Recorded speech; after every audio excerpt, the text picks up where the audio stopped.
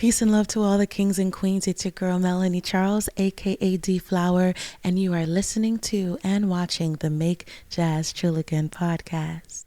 We have had the great honor of sitting down with Grammy Award-winning vocalist, guitarist, songwriter, composer, producer, sister, mother, daughter, friend, the beautiful Miss Corinne Bailey Rae. Now, for some context, I had the great pleasure of opening up for Corinne on tour a few years ago, and when she released her incredible Black Rainbows, I had the great privilege of joining her on tour, and I got to sing and play some flute and just be in the mix, and every single night was an adventure. The girl knew how to turn it up, okay? So fast forward to June 17th in Brooklyn, a day after Corinne's incredible performance at SummerStage. She made some time to sit down with me at Full Court Studios, and we talked about everything from music production to love to sobriety. We talked about some of our cringy moments. We laughed and we loved up on each other, and it was a really good time. So we hope you enjoy this exclusive one-on-one Melanie Charles, Make Jazz Chill Again, and Corinne Bailey Rae. Make Jazz Trill Again!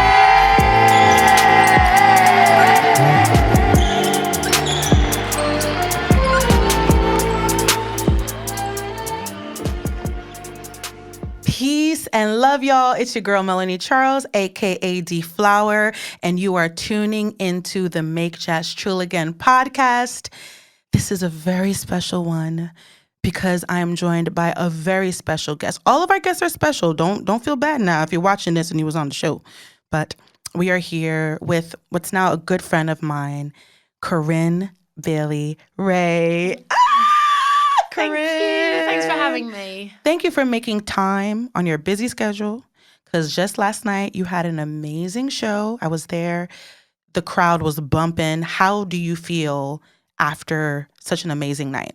I just feel on high, and a gig like that will just sustain me for weeks, you know. So when I close my eyes, I'll just see like one person's face or another. Like there was these three women on the side here, and I was just able to do this really, I don't know, it's like this really intense stuff with them. I don't know what it is. We were just really in it, and I love when people are like really in the words, and then you're all like both singing at the same time. Yes, it was just great. There were people, and I kept asking the audience like where they were from. There's people from Brazil, there's people from Argentina, and loads of people from the UK, people from Portugal, and so it just felt like a beautiful crowd, a really diverse New York crowd. I love a free concert. I love a free concert, because too. Not everybody can afford to pay. Ticket prices can be really expensive. Sometimes you come to a place and you're in a certain neighborhood, and then when you get into the show doesn't look like the neighborhood that you've walked through. That's a good point. Yeah. And it was just really nice to be like, these people just wanted to come, stood in line. You know, the front row's been there for 3 hours before you went on. Yes, because they wanted to be in the front. Yeah.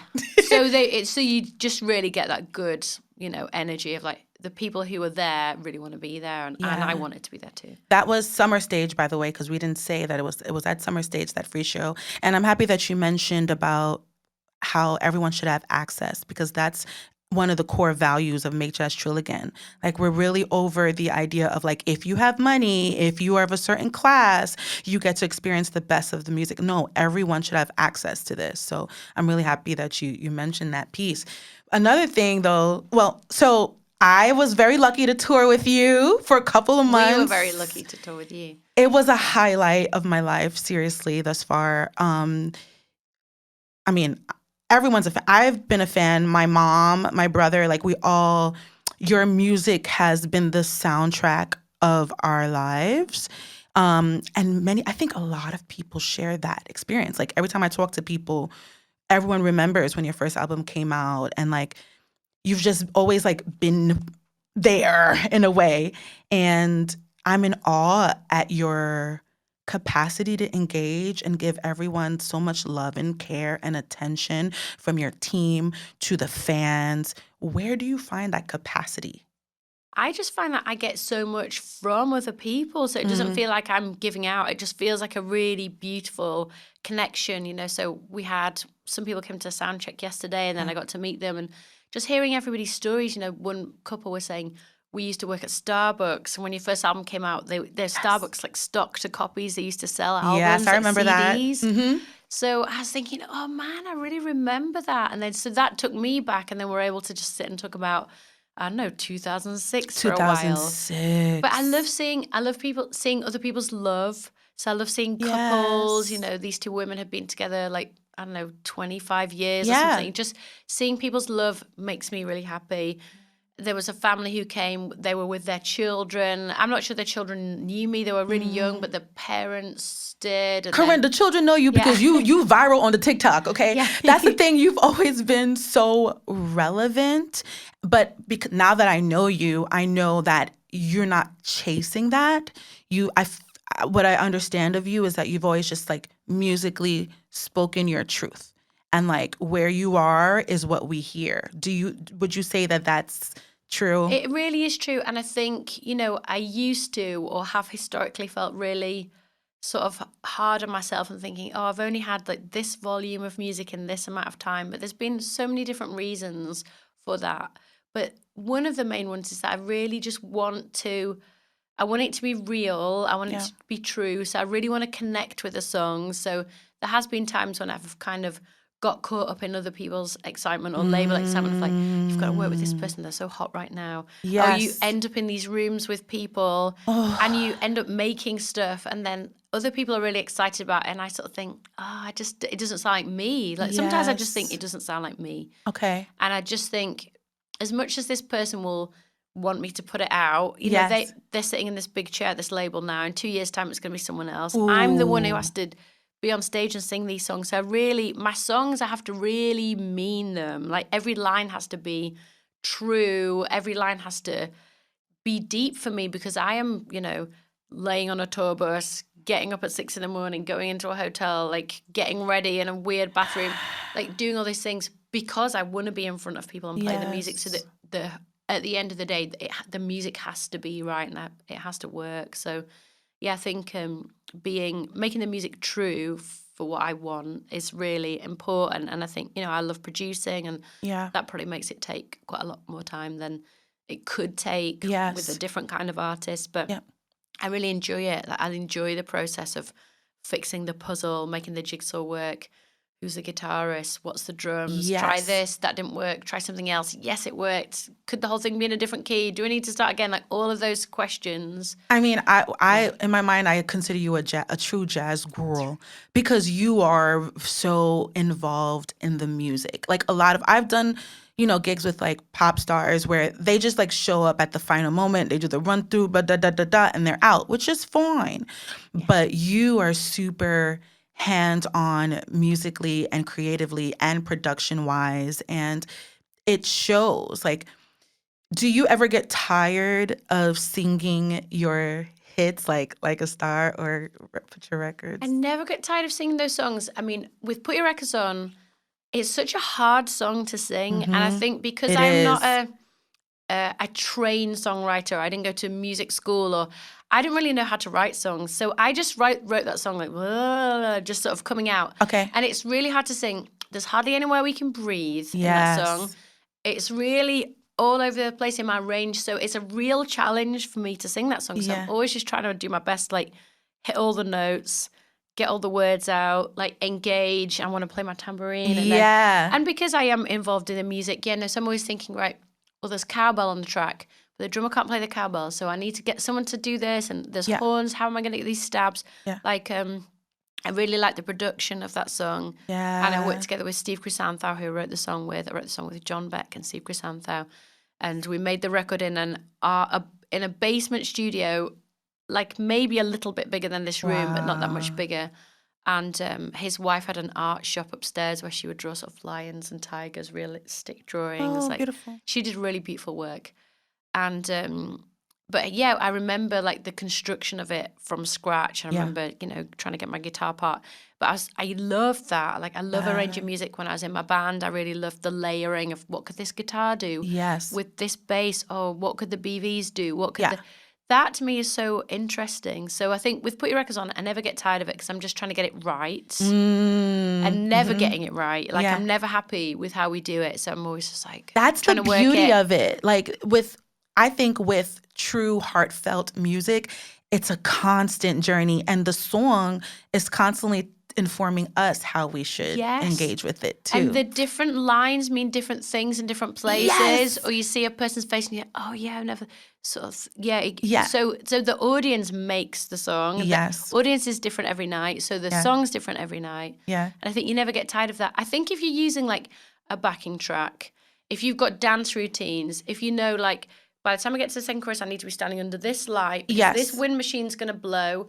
And then the backing track's the same every night. I can imagine that feels pretty restricting and tedious, and there's no variables. Yes. Whereas ours is kind of like, it's loose. It's maybe a different tempo to what it was last night. The choruses are going to be longer. They might sing along, they might not. So I think there's a lot of flux. And then with Like a Star, I just love that song so much.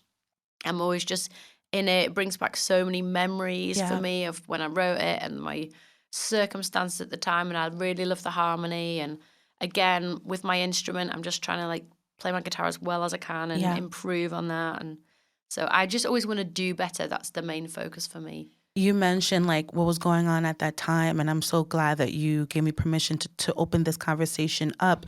At the time, you were married to an incredible musician by the name of Jason Rae. May he rest in peace. My condolences, Corinne. I mean,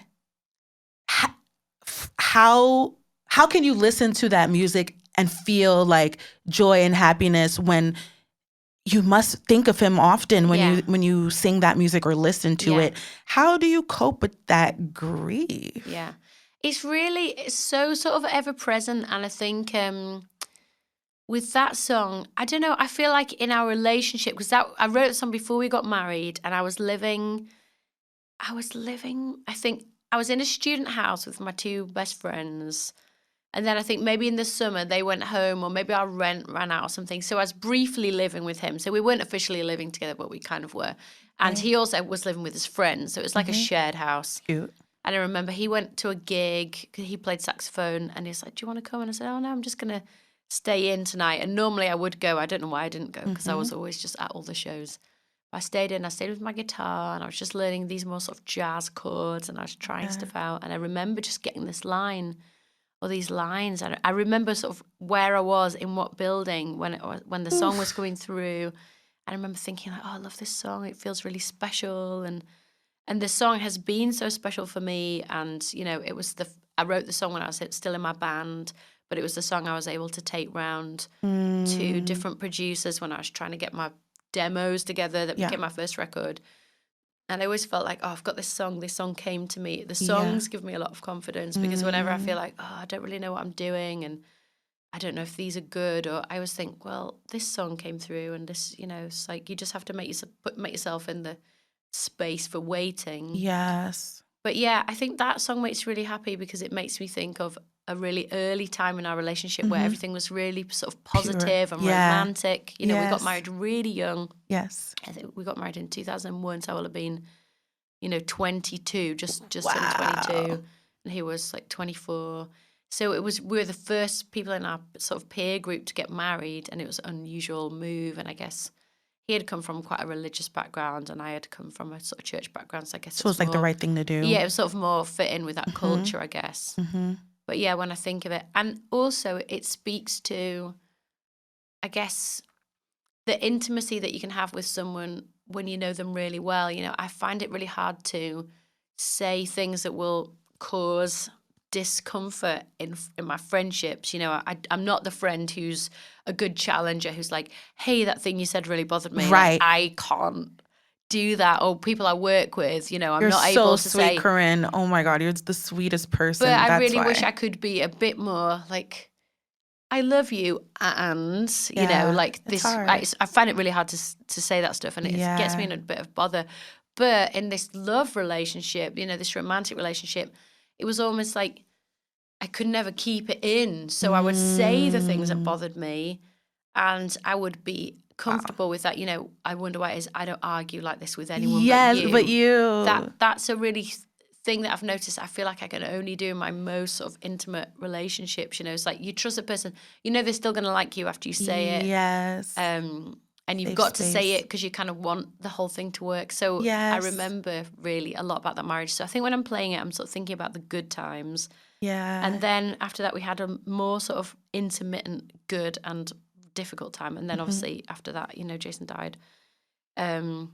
So that, but yeah, I associate that song with a really early sort of young, wide-eyed sort of like putting everything on the line, love, you know, like we're 22, like let's get married, you know. So it sounds like you're able to compartmentalize and just focus in on the beauty and just let the sad or the challenging parts just lay where they are. Yeah, I never felt sad in that song. There's definitely other songs that I've got where I think, you know, this is a real way or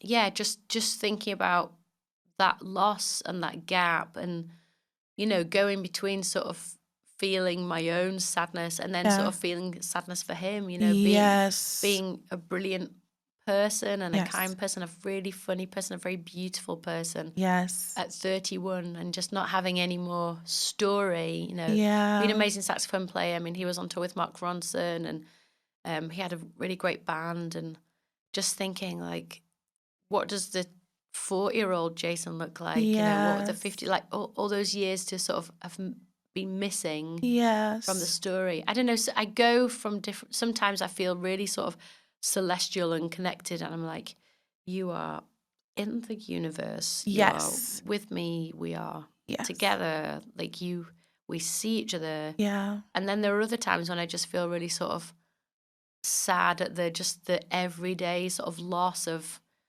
not getting to do stuff and see stuff or live or have the adventure that is life. Yes. And it is really cruel. And I think lots of people die young and lots of people die of illnesses, which is out of their control. Yeah. It's extra complicated for me because Jason, you know, was sort of made this silly decision of taking some of this, you know, this drug that was not so good, I guess. Didn't agree with his body. Yeah.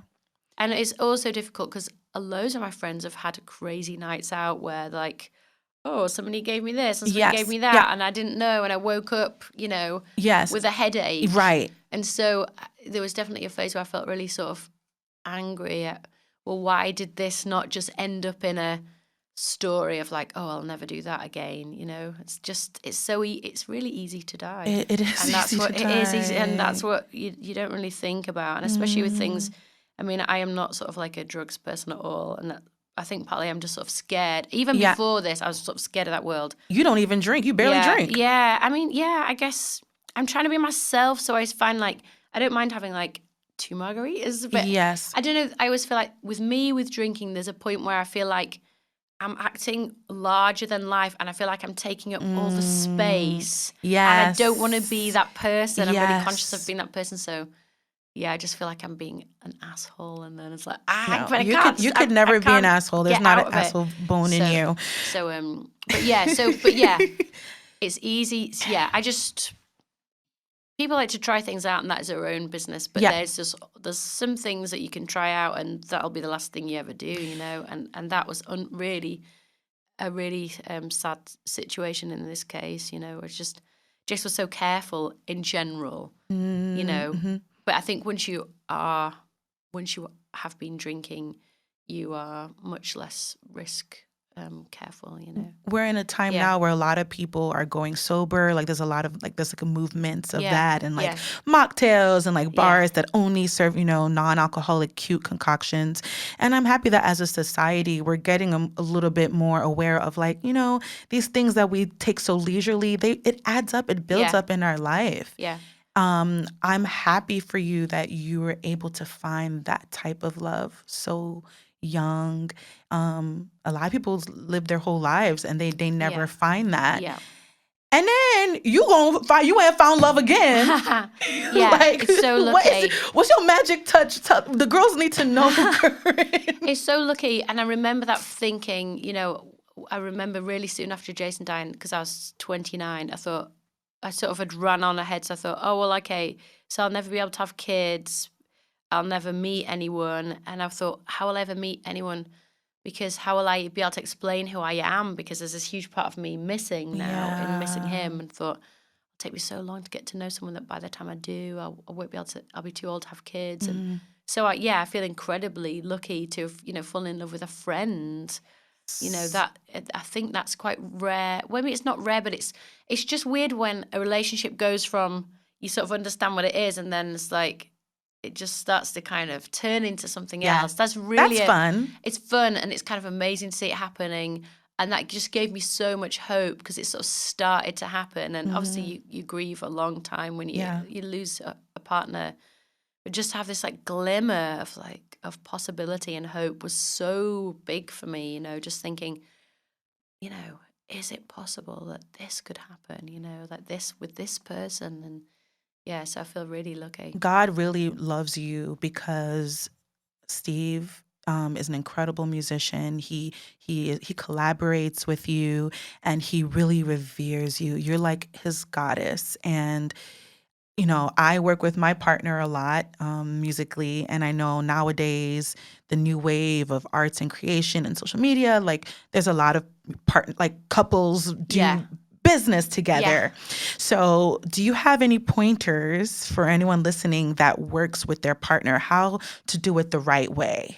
That's a really good question. And my one was always that Steve and I worked together before we were a couple. So I felt like we already had our foundations. And our foundations were, I admire him, like how his brain works, or how, he has all this sort of tech side that I wouldn't have known. So all this, like, he will literally sit and read a synthesizer manual.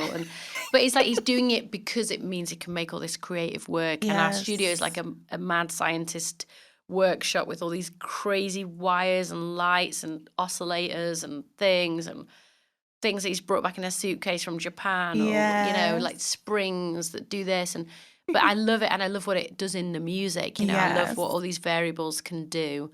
But also just his sort of harmonic understanding. Is brought up in a church. A kind of English high sort of Anglican church, where the young kids sing alongside the adults, and they have to be able to sight sing all this music. And so he has a really good understanding of harmony. He knows a lot more technical music stuff than I do. So I feel like we both kind of are into each other's thing. Yes. So I think that's the first thing. Respect and be into the person's thing, their and strengths. Make it balanced as well. I think sometimes if you're working together, but you're sort of like pulling the other person along or whatever, like, oh yeah, that I'm trying to help them out or whatever. It's not the same as if it's like, wow, he's amazing, you're amazing, and you just do your thing. I think you have to be balanced, but then, it's easy to kind of be resentful a little bit of each other, I guess, if you don't feel like you're in a good, spot. Personal space, yeah.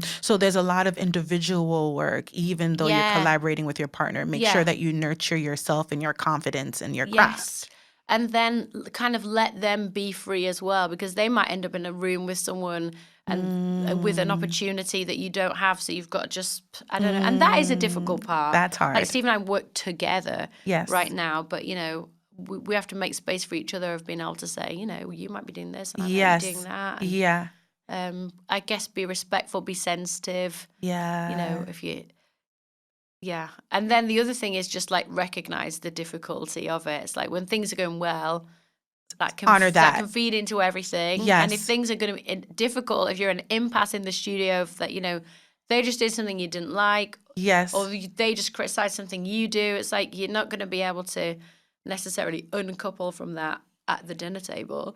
Right. So you just have to recognize it's all, people say, are you able to keep it all separate? I'm like, no, there's just one giant sort of It's one giant mess. thing. Because what because I'm like Googling, researching, trying to find books about this topic. Yeah. And in my research, they say don't talk about the business before bed, while you're lying that in makes the sense. bed. Yeah, or first thing in the morning. Or first thing in the morning. Yeah, that's the real. You have to not just But sometimes you can't help it. Did you get that email about the mix? You have to just not do that. Yeah. It's certain spaces, it's not in your bed. Yes. It's not. It'd be great if it wasn't at your meal table. Right. Or if you do, leave the house and go out for dinner. It's not what you talk about at dinner. Yes. And it's easy. It's hard because you're you can talk about creative things. Oh, I'm so excited about this. And right. this. But when it gets into like, planning, strategizing. Yeah, Yes. you have to just keep turning yourself back and being like, let's talk about that tomorrow. Yeah. Now, let's get some spicy margaritas. Yeah. But I mean, just two, Just two, right. And you guys also, your personality types, you both have like a playfulness, a youthfulness to you guys. And I imagine that helps too. Like, it seems like you know how to be like, okay, well... And you have fun kids, so I'm sure they help like shake things up too. They definitely take up some time. I think you have to have a sense of humor, don't you? When you work together, you have to sort of you're seeing each other's vulnerabilities so much, and each other's flaws, and musically as well, creatively. It's like you're projecting confidence, but it's easy to stumble and trip when you made a mistake or something you've done is not good. So you have to be able to, I guess, laugh at yourself a little bit and laugh at each other. This is a good point you said about laughing at yourself, because a question I wanted to ask you is, what is your biggest cringe moment? Like when you've put your foot in your mouth or you've done something and you're like, like whatever you're comfortable to share. Like what comes to mind? Yeah, of like, I mean, one specifically comes to mind, and I was able to sort of save the day. So I remember... It took me ages to work out in music that you're always talking to someone, right? Okay. So it's like, say you're at a Grammys party and there's an artist performing. You can't just like have a little side chat with the person next to you because you don't know who that person is.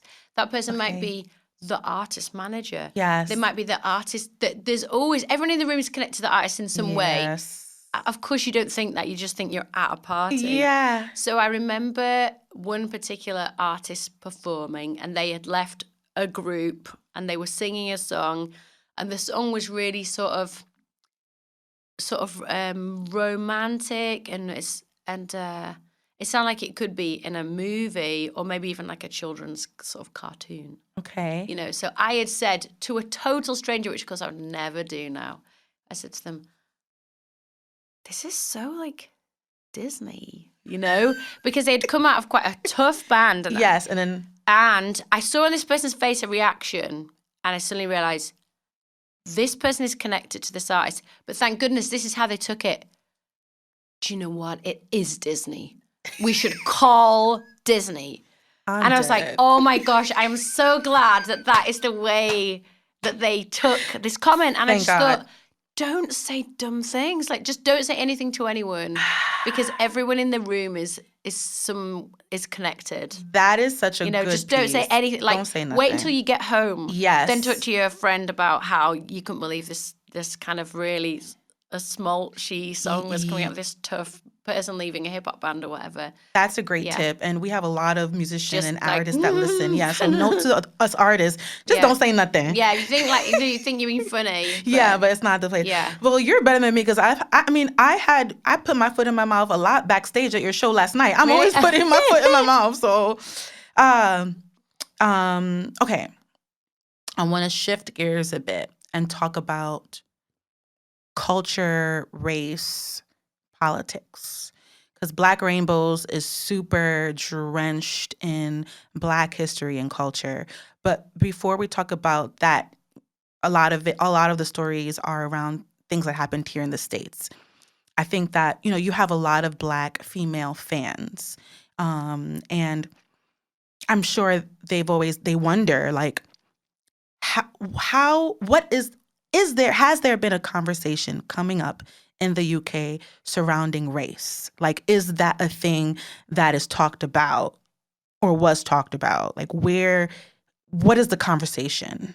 I think the conversation is really similar to the conversation here. I think when I was growing up, the majority of Black people in England were African Caribbean people who had come in the Windrush generation, so after the Second World War, had come from the Caribbean islands, which, of course, generally the Caribbean islands that the people came from are the islands that the UK, that Britain colonized. Yes. So, and these people were the same people that were brought from West Africa to America. The same people were brought from West Africa to work in the plantations in the Caribbean. So I remember I remember sort of putting that history together, in middle school, so sort of somewhere between 11 and 14. My dad is Black, and he was always really himself, and we had conversations, but they weren't necessarily about sort of racial oppression. I remember one time I had a spelling test, and I said, I had to write the definition of things, and one word was prejudice. And I said to Dad, what does prejudice mean? And he sort of thought about it for a while. He was like, imagine if you were Chinese and you worked in a place and the person who was running it said, so he immediately wasn't talking about prejudice is something to do with Blackness or anti-Blackness or anything that prejudice has not got anything to do with you, my 9-year-old daughter. This is a concept, whereas I think it's really easy for us to embroil our young children in the language of fear and oppression too soon. Of course, we have to look at our realities and look at the safety in our schools, neighborhoods, streets, all of those things. But I think he really wanted us to grow up with a sense that anything was possible. Yes. He is and was, a Caribbean child that moved to England as a teenager eventually with his parents. His dad moved first, then his mum, then some of his siblings, and eventually they sent for all the children, from St. Kitts. That's where he's from. So I think the conversation in the UK is, where it pertains to race, is around how do we talk about race? How do these things intersect? Housing, food, poverty, police violence, education, curriculum, incarceration, entertainment, all of these things. I think when I was growing up, there was a lot of Black faces, and there was a lot of Black people inhabiting music and entertainment. There were a few Black people inhabiting sort of television in roles like newsreaders and, children's presenting. And then there were a lot of Black athletes. There were a lot of Black people winning Olympic medals. And so I saw Blackness there. I think in my neighborhood, it wasn't such a Black area. But where my grandparents lived, it was the big sort of Caribbean area of Leeds called Chapeltown.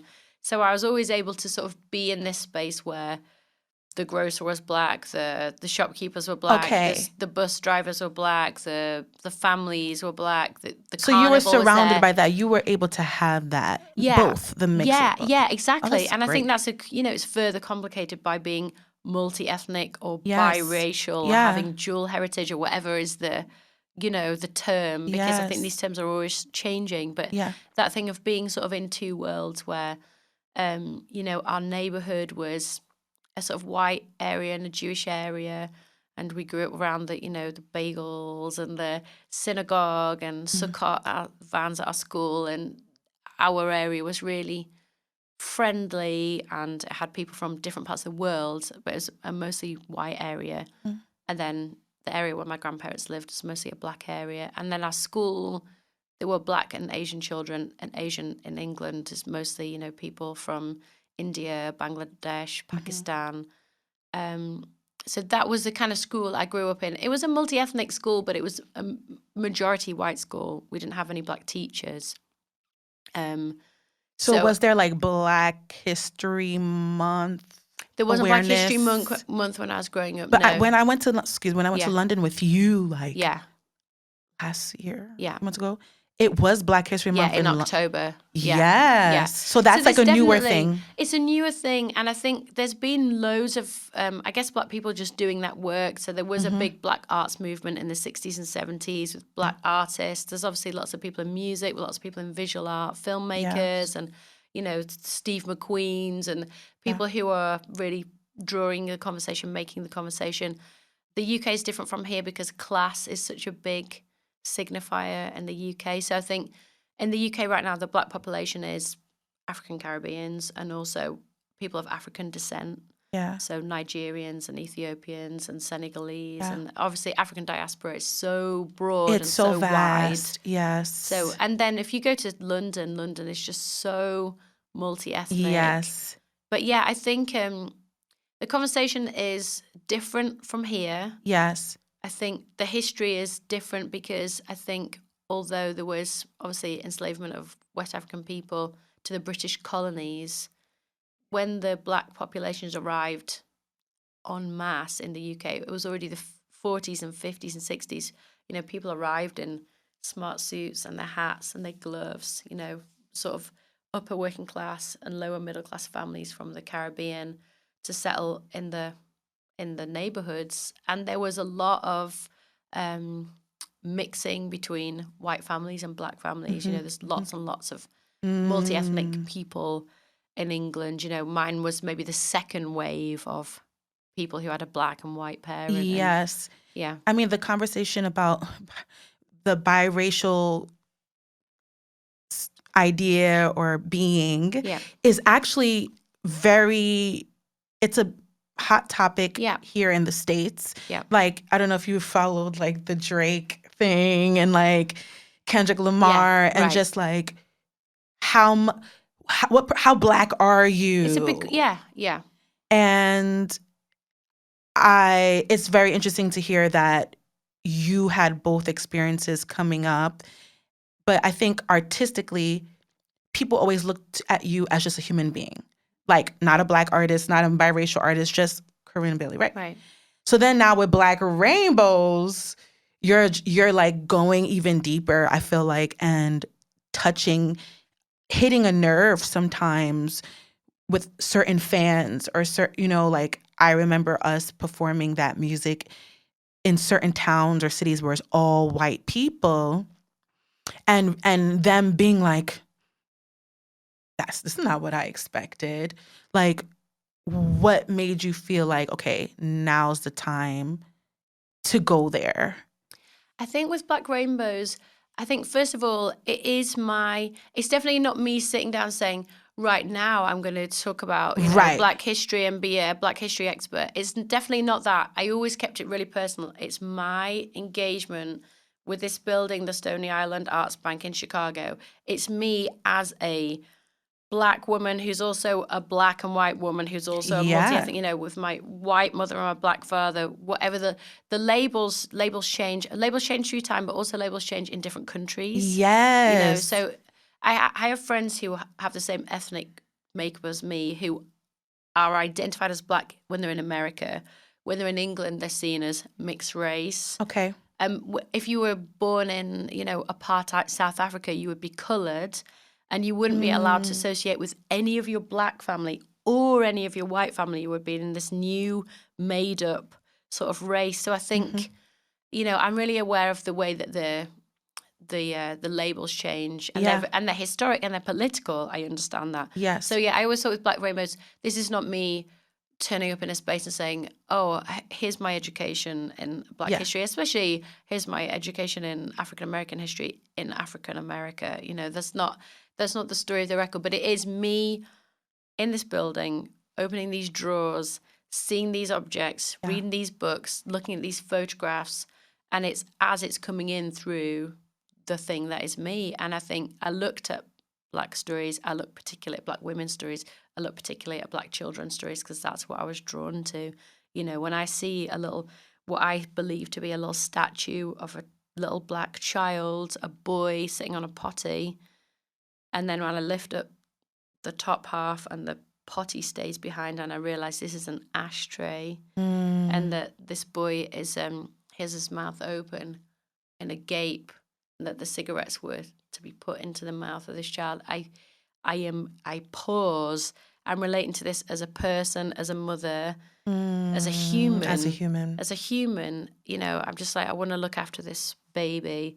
But I also want to sing about this child and what it's sort of bearing witness to. The object is not real, but the metaphor of what happens in enslavement, where how Black children are perceived completely has to change. It has to be written, it has to be constructed so that it's legal and morally acceptable to see a tiny, tiny day-old black baby and view it as property, and to say, you know, one day this child is going to be a labor and enslaved person on, you know, this child has no rights, its mother has no rights to it, its father has no rights to it. I could take it, I could sell the mother separately from the child. All the work that has to be done to make people, to make slave owners and people who were lawmakers and just majority US and UK society around that time, they're the big slave owners of that time, you know, make them feel it's okay to enslave black children. The objects that tell that story are in the Stony Island Arts Bank, the cartoons, the newspaper cartoons, the print advertising, you know, the Goldust twins, so these little black children, let the Goldust twins clean your home, and they're naked except for a tutu of duster, and they're, you know, home help. The historic evidence of that place really was able to, it really sort of got into my heart, and it came out through song, not a lecture series. So I think I'm not putting myself forward as a historian, but I'm saying, like, I'm a singer, an artist who saw all this stuff and learned these stories. If anything, I felt like the stories were noisy to me. The objects were talking to me. And you were like a vessel. Absolutely. Yeah. So it's definitely not me sort of like, oh, all of a sudden I am black. Like, I don't feel like I've stepped into a different kind of ethnic identity. I feel I identify as a black person, but I also recognize some people don't see me as black, and that is fine that they don't, because their understanding of blackness is different. Their experience of blackness is different. I have light skin privilege. I'm a European girl. Thank you for saying that, because that is something that is also a conversation. And I'm happy that we're talking about this, because I think hearing your perspective is so refreshing and eye-opening. I mean, I'm curious. You say light skin privilege. Yeah. Would you say that you've been able to spot where that privilege has come into play? I know what it is for me to walk in a place versus my cousins to walk in a place. You know, it's like I know that even within my own family, you know, between my dads, that there's 6 of them, I know how people in the world will treat his like dark-skinned sister versus his very light-skinned sister who's more light-skinned than me, who has 2 black parents. You know, there's just, you're encountering sort of levels of sort of racial classifications that people have had built in their heads, had constructed, which means that you are going to be treated differently. You know? I put out an album like 2 years ago called Y'all Don't Really Care About Black Women. And being in America, being a dark-skinned Black woman of Haitian descent, I think because I grew up in such a diverse setting, similar to you, I was a little bit naive to certain microaggression and micro things that were happening until I became a fully formed adult. And then, like, I found the language, and then I did that album. So I know what you mean of, like, it's not suddenly I am a Black historian. It's just like, this is all part of the journey. Like, we talk about love, we talk about identity, we talk about this, we talk about that. It's just part of the artist's evolution. Do you feel like there are certain artists that their music is very political? There are artists that they feel and they're aware of things, but they don't put it in the music. Like, do you feel like the artist has a responsibility? Do you ever feel a responsibility? You know, this thing with Palestine that's going on, like all the things, like, and if you don't have the words right now, that's fine too. But like, how do you grapple with those things? I think there's several things. One is, what is social media? And I think sometimes some people use their social media as a kind of, this is everything I think and everything I feel, and I'm just posting every single day about all my thoughts and feelings, and this all out there. That's not really how I use my social media. And I think part of the reason I do that is just kind of keep my own mental health together, where I'm not always like getting out my phone and taking a photo. I don't want to sort of become as someone who has like places load of products, because I'm sort of anti-capitalistic, and Yes. then I'm not there's a whole load of things in social media. Part of social media is making yourself a product or a brand. It's horrible. So you want to have loads of followers because it's like being a more popular soda or something. So that is all really difficult. So social media is a whole separate thing. But in terms of my own personal engagement with the world and politics, I am really engaged, and engaged in my community and engaged actively, and I vote, and I write in a real hands-on way. I write to my MP. So there's things that I might write to my MP about, or there's things I might talk about. What's MP for those who don't know? It's a member of parliament. So, okay. We have it'd be like your senator or your congressman. It's exactly like that. People who are in the legislature, and then people who are in the executive. You can get to them in those different ways. The people who can actually make a difference. I want to engage with the people who can actually make a difference. Yes.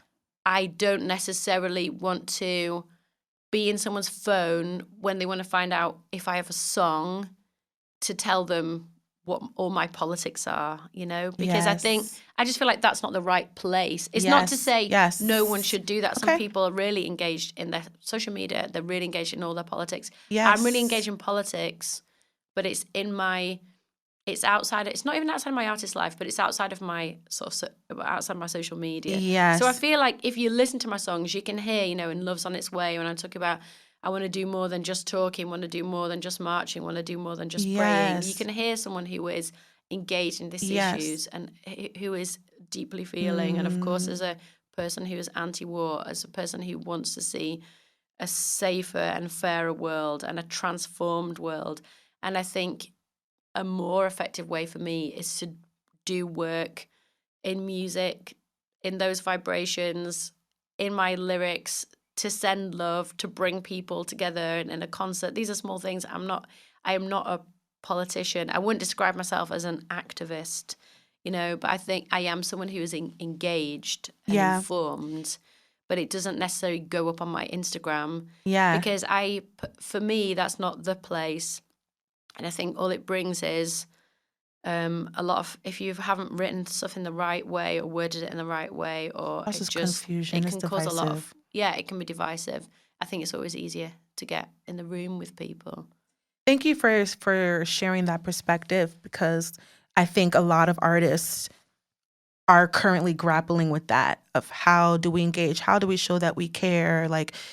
And remembering that there's so much to the world, more than Instagram and TikTok. Capitalism will tell you that if you're not present on those things, on the apps in that way, you're not in the conversation. But thank you for the perspective of remember, there's real life that's being lived, and there's real action that can really move the needle outside of a hashtag. Yeah, there's real charities that you can give to. There's real organizations who are experts in all these things, that you can engage with. And I think that's a really important thing to do. Okay, so on our podcast, we have this thing called Trill Trivia, where we ask you some questions. Oh, I hope I know the answers. You will know them. I already know you're going to know them. You ready for Trill Trivia? Yes, I'm ready. Okay. All right. So, which jazz vocalist was not known for being both an actress and a vocalist? A, Eartha Kitt. B, Abby Lincoln. C, Dee Dee Bridgewater. Or D, Sarah Vaughan. So which of these didn't also act? Yes. I mean, I don't really know, so I'd maybe say, I'm going to say Sarah Vaughan. Ding, ding, ding. Is that right? Okay. Correct. So I don't know any Sarah Vaughan movies. Okay. 2 points for you. Okay. Here's another one. As a guitar player, which guitar player was sampled in the Q-Tip song Let's Ride? A, Joe Paz. B, Grant Green. C, Wes Montgomery. And D, Pat Metheny. Oh, that's hard. I'm going to say, was it Wes Montgomery? You know, actually, I feel so embarrassed. I don't know the answer on this one. Well, that's good. I thought you'd be like, everybody knows Everybody, that. no. I feel so bad. Okay, no. It's Joe Paz. Okay. And I now have to listen to that song now so I can see. Check. Okay, last question. What were the names? Okay, can you name one of the names of the women that Nina Simone named in her song For Women? Peaches. Ding, ding, ding. All right, so you did good. You got 4 but points. tell me all the other words. Sweet thing. Sweet thing. Saffronia. Yeah. And Sarah. Right. Oh, yeah, Did you sing that? Did you ever sing that song? No, I've never sung that. I know why I feel like I saw a video of you singing that with other women, but I guess that's my dream. No, I have never sung that song. But yeah, Nina Simone. There's a whole several shows. Yeah. Okay. And the artist Peaches is named Peaches because of that song. Really? Yeah. Oh, I didn't know that. I want it to be that woman. No. Oh, wow. Well, it's more like the energy that Nina Simone brings into that last line, my name is Peaches. Like, I want to be Peaches. Yeah, she's like, yeah, exactly. So I want like a small amount of that kind of cry. Yeah. Okay, well, you did good at Trill Trivia. Well, 2 out of 3 is not bad. That's not bad at all. I hope it's not 10 questions. No, don't worry. We're going to wrap up. On Miles Davis's 4th record. Right. What is the 3rd track? And who plays... You did good. Saxophone? Yeah. You've had an incredible career. Corinne, like, you blew up from the beginning, and then you stayed, like I said in the beginning, relevant. Like, what do you want? Like, what is there to do now for you, like, as an artist, as a musician? Is there something that you feel like, I haven't quite done that, and I really want to do that? I feel like there's tons of things I haven't done. Loads and loads. I mean, mainly the songs. It's just like, there's songs inside me that I want to get out, and there's stories inside me that I want to get out, and there's places I want to put myself in to get more songs. So that's the main thing, really. I really, really want to write good songs. That's all I want to do. You know, I would love to have a long career, and so mainly I just want to have music. I want to make music. That's my thing that obsesses me and like keeps me going. You know, I want to make music. I want to make good songs. Make songs that people can relate to. I want to make songs that people feel that are special, that are good, you know, like that sound great, that, you know, all of those things. So you basically you want to continue what you're doing. You just want to keep doing it to the end. That's very kind. But yeah, I mean, I always want to do better, and I want to be a better singer. I want to be a better guitarist. I want to be a better producer. I want to be a better songwriter, like all those things. We're in a society where like ageism is a thing, and we like worship youth, and like we like throw away people as they get older. I'm 36 years old, and I've already started feeling like the shift in like how I see myself, how I feel, how my body changing. Yeah. Like, how do you manage like aging as a woman? I think my perspective on aging is different because I was a widow when I was 29 years old. So my perspective on aging is really different because I understand aging as life. There's either aging or being dead. You know, I'm really keenly aware of that. It's like my husband died when he's 31 years old. He doesn't get to age. He doesn't get to see his hair's getting thin. He doesn't get to see his eyes are getting crepey. He doesn't get to see, like, he has to floss more, or his knees go when he's standing up. It's like aging is such a privilege. Aging represents health.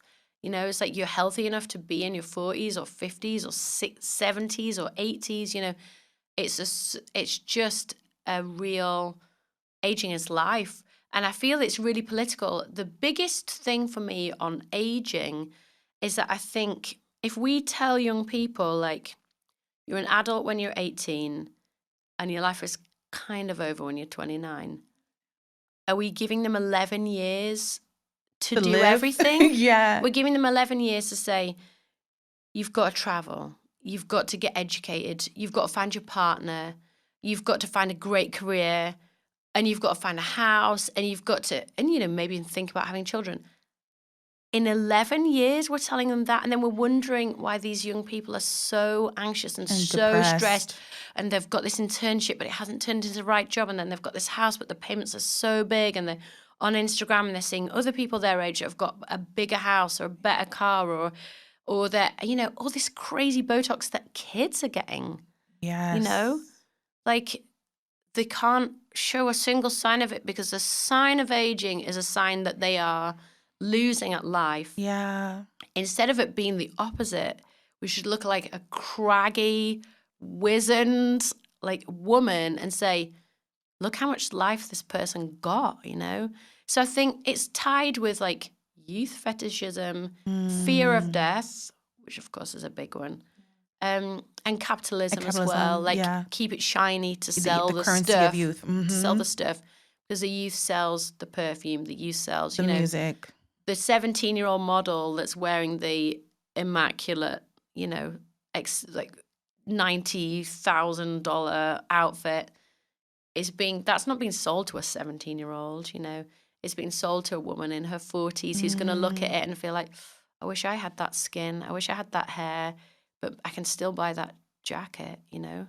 And I can buy that cream to get my skin like that. I can buy that cream. And then the 17-year-old's like, well, I can't afford that suit, but I can buy the keychain.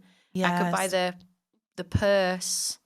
You know, I just feel like the whole thing is so corrupt. But so much of capitalism is built on fear of aging. Yes, but that's great. It's so ironic, fear of living. You know, there should be a big magazine, the advert that's like, you already have enough clothes. Yes. And you already have enough bags and shoes. And gadgets. Yeah, it's like, you don't need any more stuff. No one's ever going to make the advert, but that's the thing, you know? And so I think there's loads of things that come, I'm 45, there's loads of things that come with age, of like feeling like you have enough, realizing what the important things are. Like, you're so lucky if you're healthy. I don't have any wood to touch here. You're so lucky if you're healthy, right? Yes. And you're so, of course, I look at myself and think, oh gosh, I can see I look different from, you know, on a concert yesterday, there's a guy like wearing a picture of my face from when I was, 25 years old or something. It's like, of course I think, I see how my face is changing. I see how my hair is changing. I see how my body is changing. I see all those things, but it really is so lucky to actually get to be 45. You know, I have a really good friend who's in music and he's in hip hop. He's a big icon. You know, when he turned 50, he said, I wasn't meant to get to 50. A lot of people from my neighborhood didn't make it to 50. You know, I'm really grateful. And it's like, we have to sort of approach like that. And then we have to find who are our icons. You know, is it Patti Smith?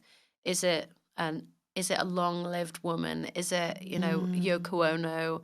Who are our Maya Angelou? Who are our sort of long-lived people that we look at and think, look at their style, look at their elegance, look at their grace, look at their self-knowledge, look at their wisdom, look at their power, and aim towards that rather than, I wish my skin looked like when I was 22, because it's such a wasted energy, because you'll only ever look older. Like, you'll look older and older and older and older and older, then you'll die. Like, that's the only narrative, and what you're right? going to do, live your life miserable because you're getting older? Exactly. It's like, we have to. I mean, I'm only, it's a conscious thing to do, because I think our culture is really, the capitalist thing goes along with us, like, disposable, women are disposable. And, yes, you feel as though for a moment you're the shiny new thing, you're the shiny toy. And then eventually the shiny toy gets sort of tarnished and then it gets tossed aside and there's a new one on the shelf. And that is how a lot of culture sort of treats women, and then how people treat women's art. And so I think if you are a musician or an artist or whatever, you have to really focus on the work. The work is the thing that can live on, and not focus on how you look, how much older you look. Yes. But of course, people will regard you. Certain people will regard you as less relevant because you are older. Yes. And I think that is just something that kind of needs to be looked at. It's almost like the last thing that really needs to be looked at in terms of how we think of identity and who's acceptable to be trodden on or disregarded. I think also, you didn't mention this, but I see this in you, is that you nourish your body with good food, clean food. You get as much sleep as you can. I mean, when you're on the road, you get it where you can, but also, I think that's a big piece, is making sure that you feel good. Yeah, it's a really big piece. And I guess in closing, I have to shout out your mom, because she is a gorgeous woman, healthy, fit. She supports you on the road with the kids. Like, shout out to your mom, how blessed you are to have a woman that's so supportive and loving and a great example of becoming a seasoned woman. Yeah, I really think you're so lucky. A person is very lucky if they have, a parent who they, I guess, who they love and admire, and who, like you say, you as an adult, you can make a friendship, and you like each other. And I do admire my mum and have that model of, someone who is taking care of their skin and their hair and their all. I mean, she stuff. always looks good. Yeah, she always looks great. She always looks I don't know great. how she be doing disheveled, and she just, I don't know. I think it is a kind of self-care is so important, or Audre Lorde's quote about self-care being, a radical act. Yeah, and it really is. Or people talk about maybe today's not the day you go out marching, and maybe today is the day that you sort of restore, so you have your mental health together. I think it's really important, especially in a world that's very can be very corrosive to just your existence, as a person, as a woman, as a Black woman. It's really important to recognize, to listen to when you need to just retreat. And that's the opposite of disappearing into a wellness bubble. It's just more like, what do you need? Sometimes you got to have some rest, you got to have some water, you got to eat well, you got to have some sleep, you got to keep yourself together in terms of your mental health. And I think, like I was saying earlier about social media, for me, that is my way of, that's one of my protection things. Yes. I don't want to be scrolling through my phone at 3:00 in the morning, comparing myself to other people. I just don't think that's really helpful. It's not. And the moments where I have done that, they're not things that make me sort of feel good. And I realize if I just don't engage with it at all, then I'm sort of much, much happier. And then, I'm happy to use it to talk about my music or things I'm interested in, but not necessarily to be finding out what your peers are doing or what your peers appear to be doing. Oh, that's another hard one as an artist, is seeing like how far the other person is going and how behind you might feel. It's a slippery slope. I just want to thank you. I mean, like, I know you're like, I'm not trying to be a Black historian or like be all political, but like, I want you to know that like your work, specifically, Black Rainbows, it has allowed a lot of Black women to feel seen and to have our stories told in a different way from someone that may not be of the U.S. soil, but like sees like the nuances of it the way that you have by doing all the research and doing the work. Because if people say, oh, do the work, you've done the work to be able to put this body of music together. And I feel like it's radical. And I look up to you, for many reasons, but that's a big piece about how you've engaged with your art in that way. And thank you for giving us the gems of like how to balance all of that. And those of you who are listening and watching, I hope you received all these nuggets of wisdom from this angelic superhero woman. So in closing, we have this ritual where I say, whatever you do, and then you would say, remember to, and then together we say, make jazz trill again. Okay, I got it. You got it? Yeah. See, you're sharp. A lot of people are like, wait a minute, I don't get it, but I know you would get it. All right. Oh, I've already forgotten it. Okay. Thank you so much, everyone, for tuning in to the Make Jazz Trill Again podcast. Make sure you share this with all your friends and loved ones. And whatever you do, remember to make jazz trill again.